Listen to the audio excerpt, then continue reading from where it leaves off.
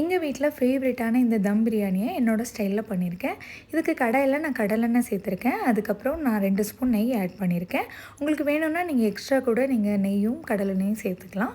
பிரியாணிக்கு சேர்க்குற மாதிரி எல்லா இன்க்ரீடியன்ஸும் நீங்கள் சேர்த்துக்கலாம்.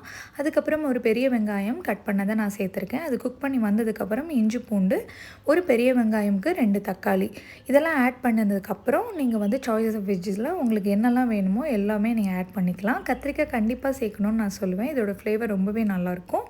1 ஸ்பூன் நான் biryani masala, 2 spoon chilli powder, கொஞ்சமாக தயிர், சால்ட் இதெல்லாம் ஆட் பண்ணதுக்கப்புறம் குக் பண்ணி ஒரு கப்பில் செப்பரேட் பண்ணி எடுத்துக்கோங்க. ஏன்னா நம்ம லேயர் பண்ணணும். ரைஸை நீங்கள் வந்து நான் சொன்ன இந்த பதம்க்கு நீங்கள் குக் பண்ணி எடுத்துக்கோங்க. என்னோடய சேனலில் ஆல்ரெடி நான் பிரியாணி மசாலா ஷேர் பண்ணியிருக்கேன். மறக்காமல் செக் பண்ணி பாருங்கள். இந்த ரெசிபிக்கான டீட்டெயில்ஸ் எல்லாமே டிஸ்கிரிப்ஷன்லேயும் இருக்குது. அதையும் செக் பண்ணி பாருங்கள். இந்த ரெசிபி உங்களுக்கு பிடிச்சிருந்துச்சின்னா லைக் அண்ட் ஷேர், சப்ஸ்கிரைப் பண்ணுங்கள். Thank you so much.